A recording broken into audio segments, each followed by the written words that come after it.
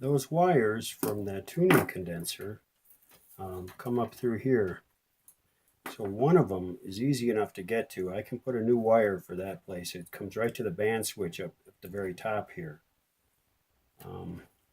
But another one, the other one goes to the bottom of the band switch, is pretty buried, but that's the shorter of the two wires. So I ought to be able to sleeve that, and I should be okay. And then I'll put a butt splice.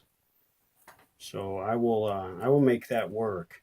But you see, if you look carefully here, you see kind of what I'm talking about. There's bad wire. This wire looks like it was chewed off. I'm going to have to figure out where that goes to and sleeve it, because it's just bad sitting there like that. And I don't know how much other stuff is going to be like that. Most of this wire, I'm going to leave it alone. If I don't mess with it, it should be okay. But you don't want to mess with it. You want to be careful about which ones you leave and which ones you don't. Some, like this one here, is cracking and coming away. That's going to have to be replaced. But while I'm replacing that, I'm likely to mess up 2 or 3 of these other wires. So all I can say is it's going to be a lot of fun. It's going to take a lot of time. This is going to be a radio takes me a while. And I don't want to bore you with making you watch me do a bunch of wiring and stuff. What I'll do is I'll replace wires. I'll show you what I've done afterwards, and then we'll just get on to the more interesting stuff. I think you know how to replace wires. I'll do 1 or 2, and then I'll show you what I've done when I've done the rest. Let's take, for example, this wire right here. That one's definitely bad. You can see there's no insulation there. I'm going to have to sleeve it. So what you do when you sleeve it, it's still not easy. It's not entirely easy, but it's easier than replacing the whole wire. You have to disconnect one end. So I'll disconnect this end right here. I'll suck the solder off of that, pull that wire loose, and I'll run a piece of shrink tubing down on it and shrink it down, and then reattach that wire.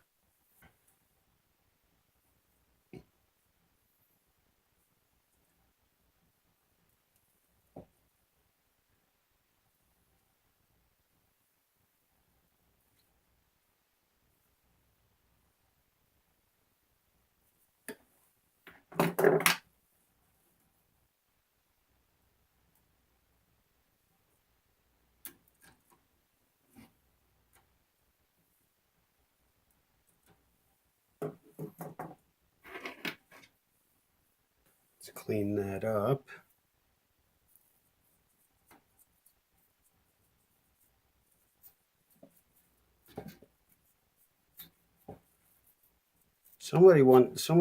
One of my subscribers suggested that I buy Q-Tips brand versus generic. So these are Walmart's, so quote unquote Q-Tips. So next time I buy some, I'm gonna try the Q-Tip brand and see if I do any better, because I hate the way these things just sort of come unzipped. As soon as you get them, as soon as you start doing any work with them, they just don't hold up. Wow. That insulation is really fragile stuff. Okay, so then I just grab a piece of shrink tubing. Let's see if it'll slide over that. Yep, I'll have to trim that crap off of there.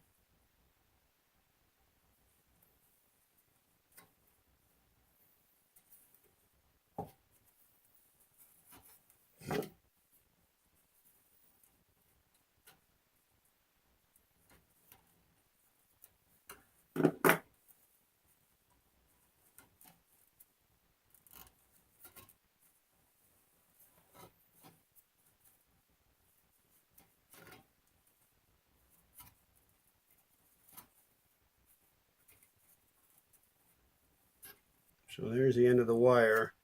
It looks like I want to go another 1/2 inch, so that should do it. And then I think I want to pull it on from down here because the wire's wanting to bend.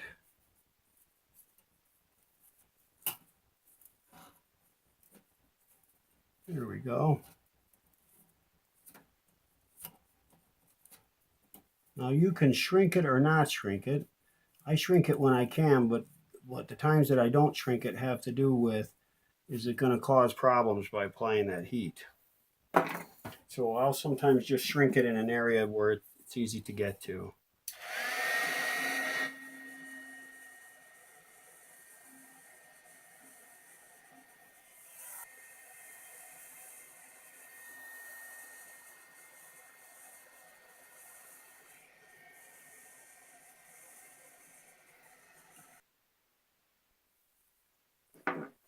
Okay, let's run this wire back up through there while it's still flexible from the heat.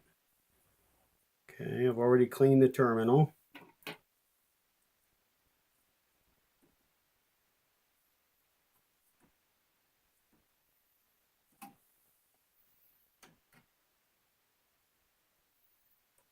Okay, go ahead and touch that with some solder.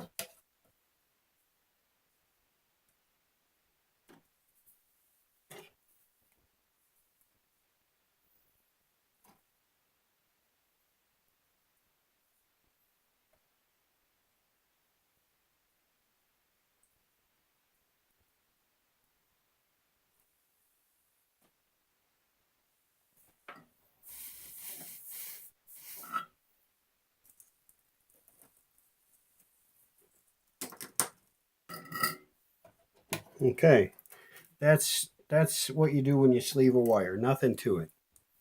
Remove one end, clean up the solder joint, of course. You slip the sleeve over it. If the old insulation is going to get in your way, then you remove it. You slip the sleeve over the bare wire. Shrink it down if you want to. It looks neater and takes up less space if it's shrunk down. And then you resolder that end. Nothing to it. So I'm going to do a whole bunch more of that, and I'll get back to you and show you what it all looks like. Looking at this more closely, I can see that I'm going to probably need to have something a little bit more aggressive than the 600 grit that I normally use to get some of this corrosion off. But I don't want to take any of the copper off, so I'm just going to use this 120 grit sandpaper and just get it right under the finger like so, and just sort of press down on it with my thumb as I rub across it to clean that off. So I'm not really using any abrasive on the contact finger, but I am on the steel because that needs something more aggressive. That 600 grit will take me a week to get that clean. And this gets it clean pretty fast. It's already fairly clean under there now because I was pressing on it. Let me get up here. Now I'll wash that out to clean it in just a bit. Let me get some of this other stuff cleaned up just a little bit with this more aggressive sandpaper, and then I'll touch it with the rust converting. The only thing that would have caused this to rust like this is a mouse using this as a lavatory. So that's unfortunate, but it does happen. Now I will have to clean all this out very carefully because I don't want to get these little bits stuck in between the plates.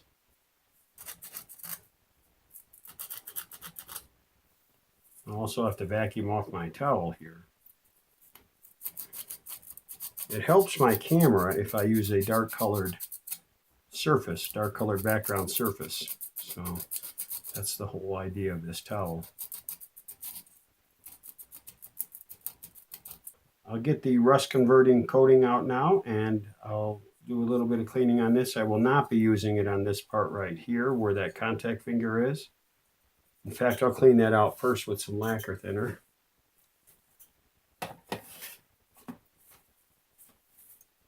Real simple. Just wash it out. And gently lift it off the surface and get under it. I'm so used to getting lacquer thinner on my hands it doesn't bother me, but it might bug your skin, so wear gloves when you're doing this normally. Now after this dries, I'll spray some deoxit in there and hopefully I'll get better contact. I should. Boy, this thing has just seen the war, man.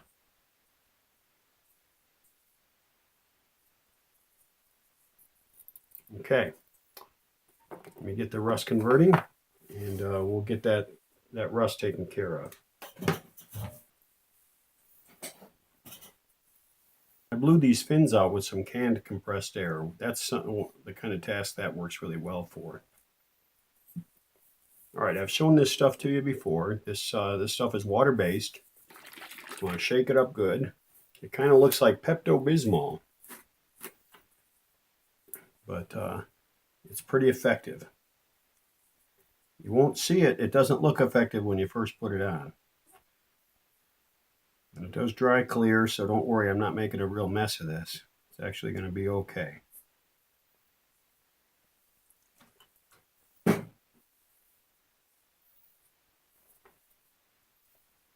it doesn't take much.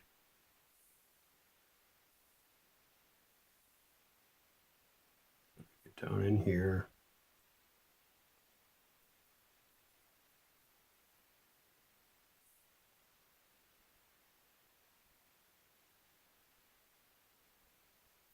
The idea is just to stop the rust from growing. That's what this stuff does.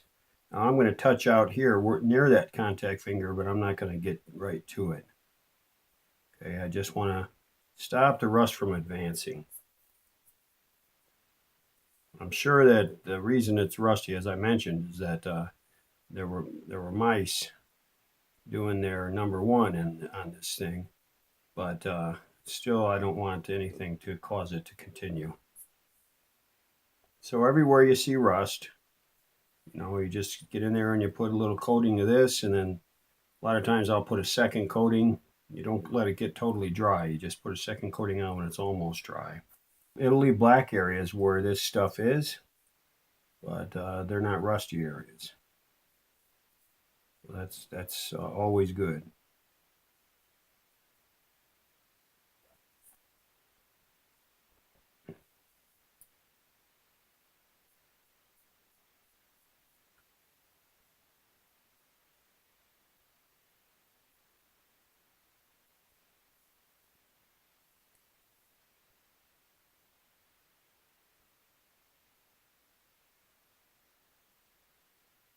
This thing is mounted in such a way on the chassis that it's really not very visible.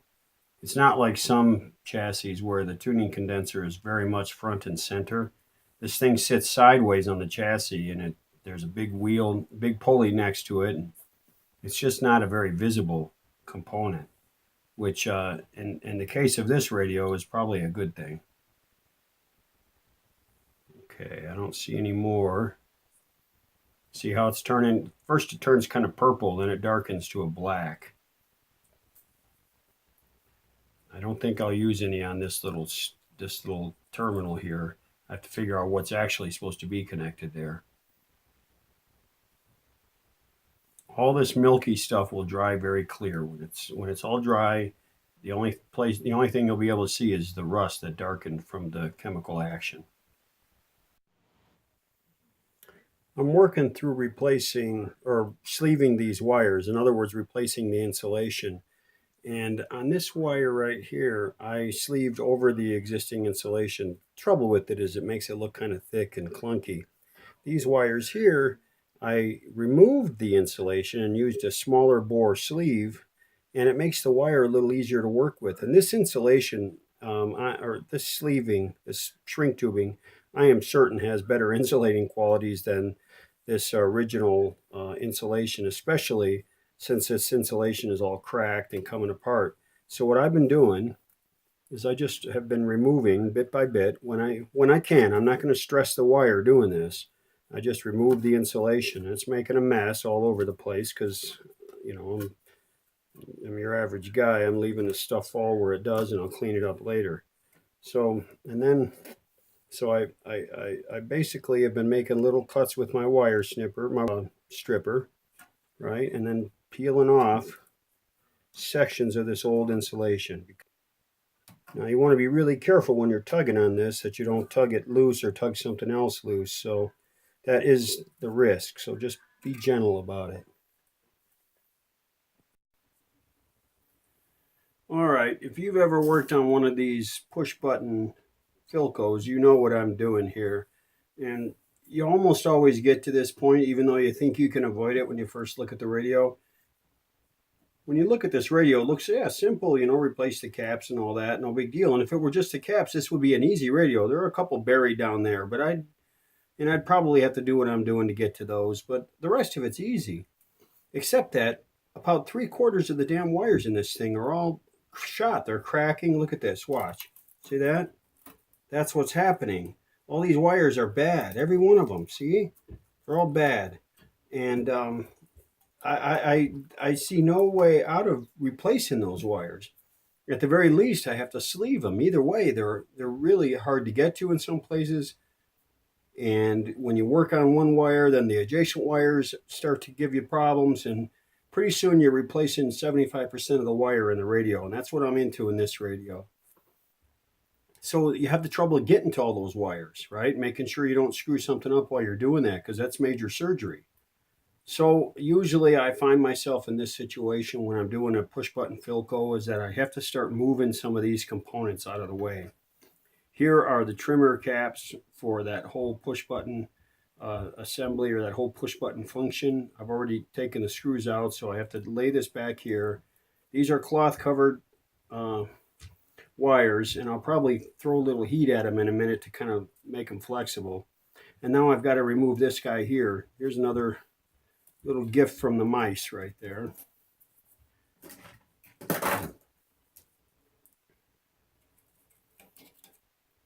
Man, I like all critters, but I hate mice and radios.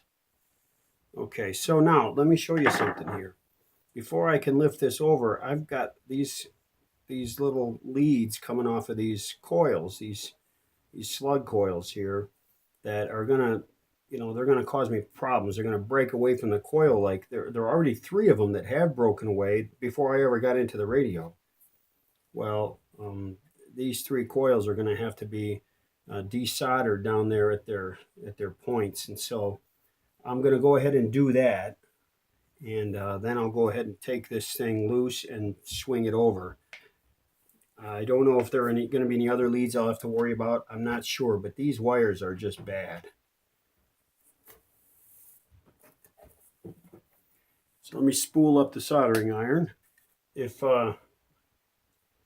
you work on radios that were made just before World War II, you're going to run into a lot of this where you have bad wire. It's just the materials they were using at that time. Zeniths are really bad.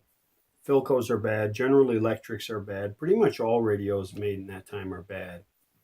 And they were just then getting in the habit of trying to put things together in a very compact way. So you have resistors with tiny leads, in between all these wires and stuff. So, the resistors, if they're testing high, you got to get them out, and you're ruining wires trying to get to them. It's really not a lot of fun. Now, it should be easy to remember which lead goes to which. I'm going to put a little mark with a Sharpie on these 3 terminals after I remove the wire, just to indicate that those are the 3 terminals. But they're all in a line, so it shouldn't be hard to figure out which one goes to which. And while I have this bugger out, I'm probably going to try to figure out a way to maybe solder some new leads on at least a couple of these things, because if these are the push button, they don't affect whether the radio actually works or not, but it's one of the features of the radio that's really cool to show off. So I try to make the station preset function work. Oh, very nice. Boy, the mice did some damage on this one. See, that lead is broken. There's all kinds of stuff broken on this. It's just insane. This radio is in bad enough shape that although I checked all the coils and such for continuity, all the important coils, the IF transformers and stuff like that, I'm sure to find things that are just broken in here. Okay, I'm going to loosen these screws. These are just 1/4 inch. Just use a 1/4 inch nut driver. And now remember this plate here. This plate goes on this side here. So I'll refer back to that when I put it back together. So this was inhabited by mice for a very long time, and this radio stinks. and short of pressure washing this thing, there's not going to be any way to get that smell to go away. It's probably going to smell real bad for a couple days when it first heats up, because when I use my hot air gun to shrink tubing, it makes the smell a lot stronger. Okay, oh, what's it attached to? Okay, maybe I can lift this out completely. Yes. Great. Now the beauty of being able to do that is now I can attempt to put new wires to the leads on these. It won't be an easy thing to do, but I can try. Certainly I think I can with this one, and with this one. This one here may be a lost cause. And then when I was removing this one here, the terminal seemed to fall off of this assembly here, so I have to figure out what's going on with that. But I will put this aside and clean it up and do my best to make it good. Now I can get to all this crap that's in here. A lot of these wires here are really terrible. See that? All those wires, I can sleeve them, but with the really long ones, I prefer just to replace them because the shrink tubing is expensive. And I use really good wires, so there's nothing cheap about what I'm doing here. Looking at this now, I see there's really no harm in just removing this too and getting it out of the way so I don't cause any damage. And I can work in it and turn this thing upside down without worrying about this flopping around. It's just attached at these, looks like 1, 2, 3, 4, 5, 6, 7 points. Again, they're all lined up. They're all lined up, so there's no reason to be concerned about removing them. And I'll remove them at this end over here so that these wires aren't in my way as I work. So I'll pause the camera while I'm doing that. I'll bring you back as soon as I have this thing removed.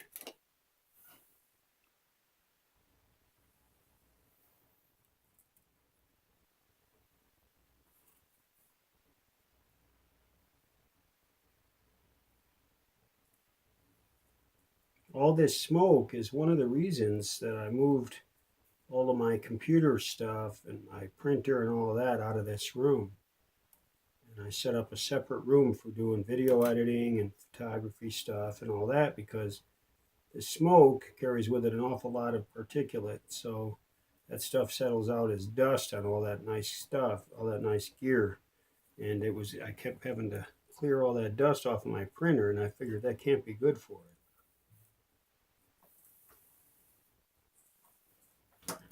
Okay, all those wires are determinated, so this thing should lift right out of there. And indeed it does. Okay, so these are the trimmer caps that go along with those slugs for this setting up the preset tuning.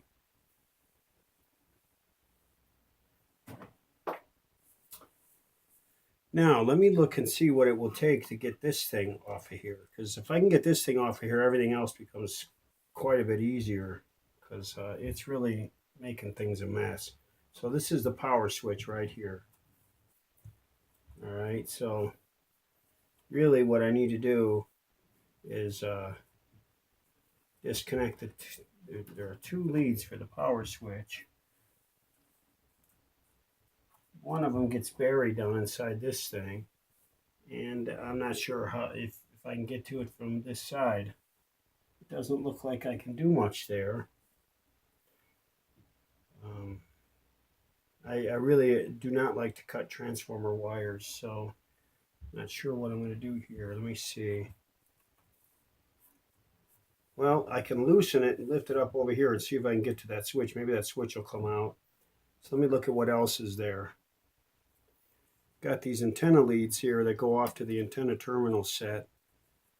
I can just go ahead and remove that little bracket, little phenolic bracket. Okay, so that kind of puts that out of the way. I might have to take those wires out at some point so I don't catch on them and tear something up. So there's a lot of wires attached to this guy. I'm going to mark them, and I'm going to lift this thing off of here because I'm going to clean it off of on the bench all by itself. You get it off of here, in case you're wondering.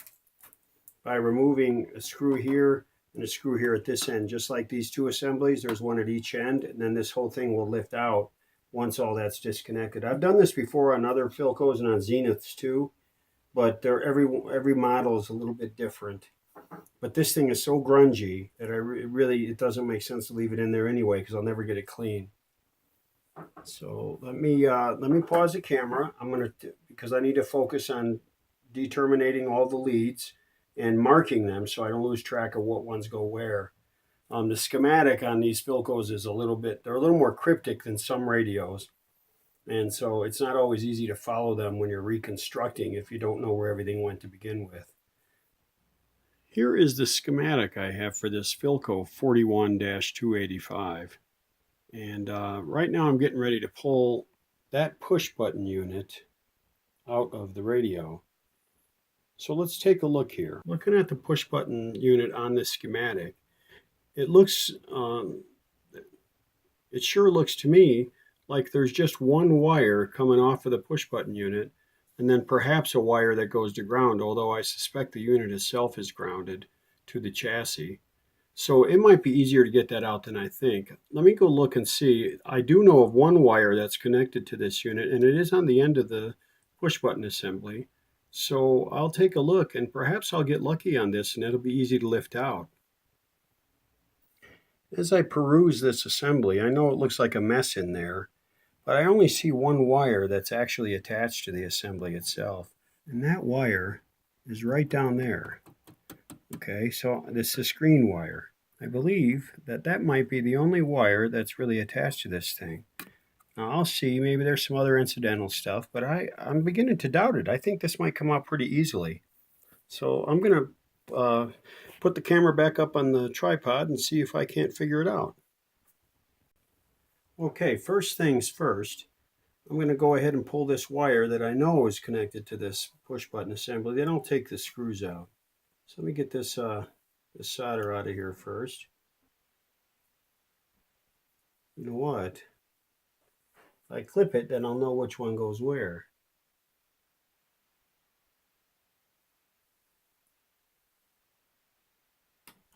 Okay, there we go. It makes a little loop from this terminal on the push button assembly around the purple wire and down to this terminal strip. Okay, so now I'm going to take the plunge. I've got to replace the grommets on this thing anyway. I don't know if you can see them, but these grommets are horrible.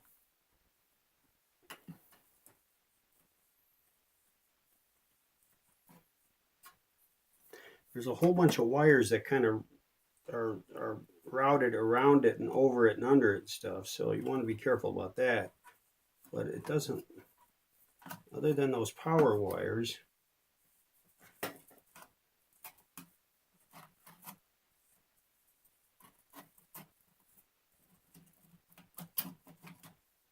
don't see any wires that are wanting to pull out with it.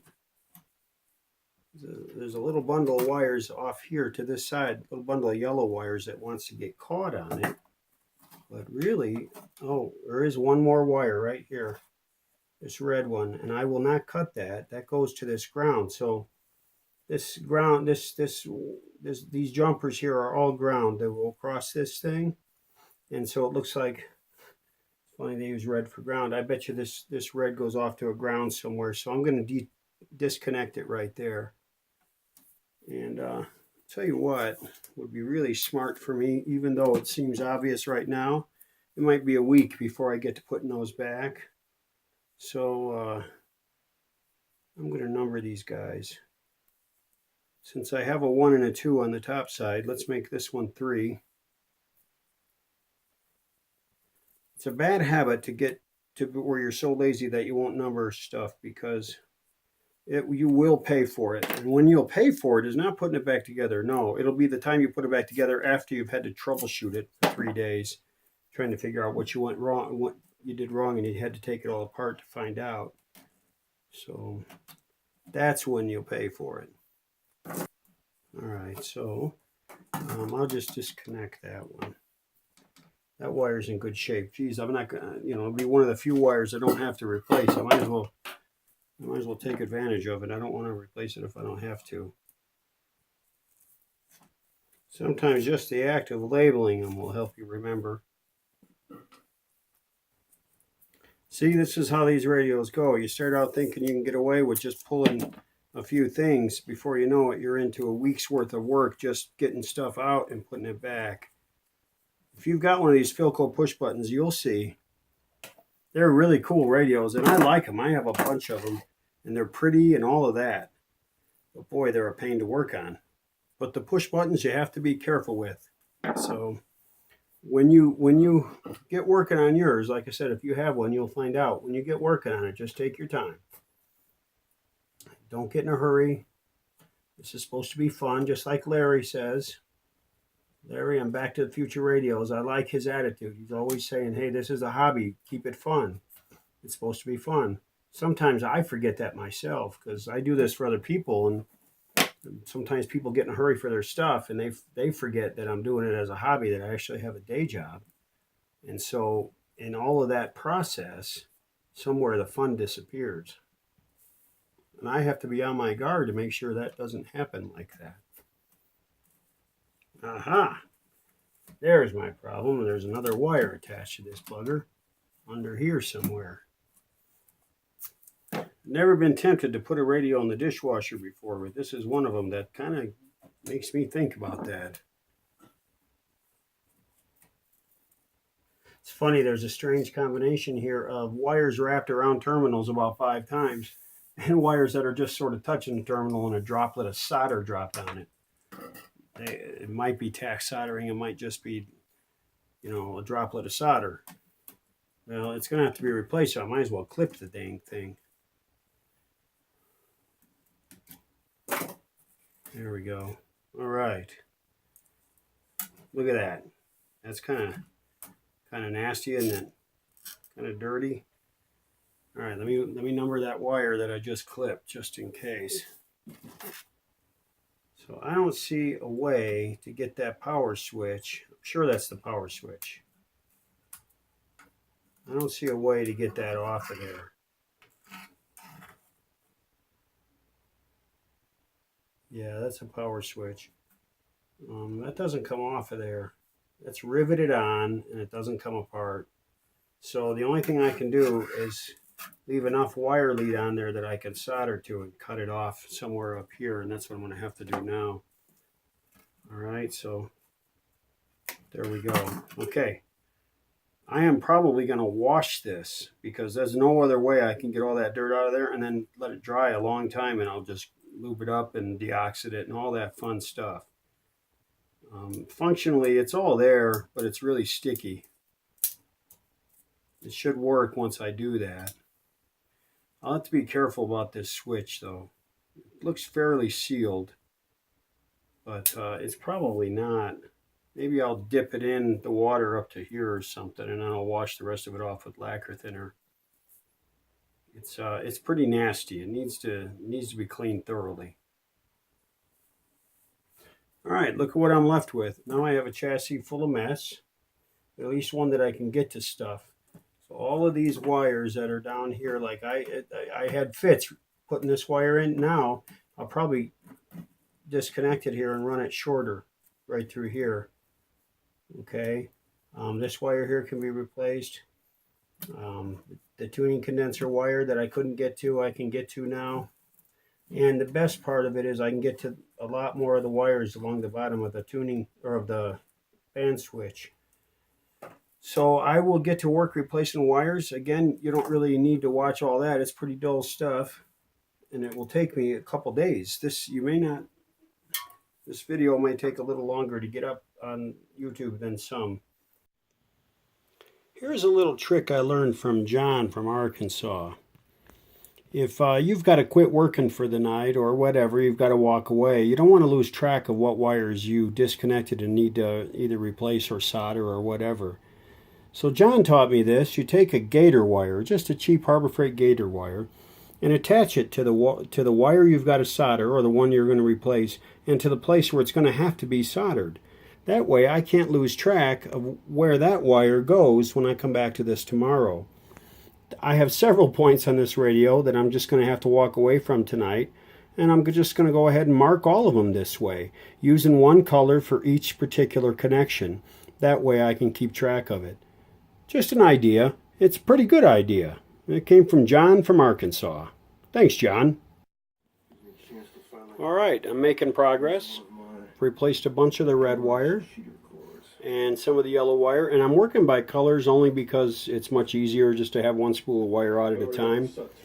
And I'll just keep after it till I get them all replaced. They're just about all bad, so this is like shotgunning caps. I'm shotgunning wires, and then I'll get to those caps. You know what I'm doing though is if I get a wire that goes to where there's a cap, then I replace the caps, at least at that end. So it's going to be a while. Just thought I'd show you progress. Well, I continue to make progress. Now I've started installing some capacitors, and I've moved on well, what was blue wire turned kind of green, and I want to distinguish it from some other blue wires that are in there, so I'm using green. It'll help me trace these wires. Got all the red done, got all the yellow done, and I'm getting actually pretty close. Got the electrolytics done in the power supply. They're just real simple on terminal strip, no big deal. And like I said, I'm replacing some caps, and I'll get over toward this band switch next, which is going to be a big job. I've got some of it done already, but there's a lot more to do on that band switch. So I'll keep going. I'll keep you posted. And the rat's nest of old wires is growing. I actually was throwing them away, and then I thought, no, I'll just save them and show the guy what I'm pulling out. So this is about half of the wires. But it'll be a pretty big pile by the time I'm done. Alright folks, I think I've said enough. This video's gone on long enough. I promised in the notes to the last video that I would show some pictures of what a 41285 looks like. And here it is. It's a simple radio. It's got a simple wire loop antenna and just the one chassis with the simple speaker arrangement. But it's actually a really nice looking cabinet. I really kind of dig it. So I think this is going to be a nice radio. He's having the cabinet restored, or he had the cabinet restored by a local refinisher. So I will show you pictures of that, and of course you'll see me install the radio into the cabinet. So with that, I'm going to close this one down too. So on Friday, July 20th, I'm sorry, that's Thursday, July 20th, the 48th anniversary of the Apollo 11 moon landing, from your western outpost in Salt Lake City, this is Michael. That's all for now.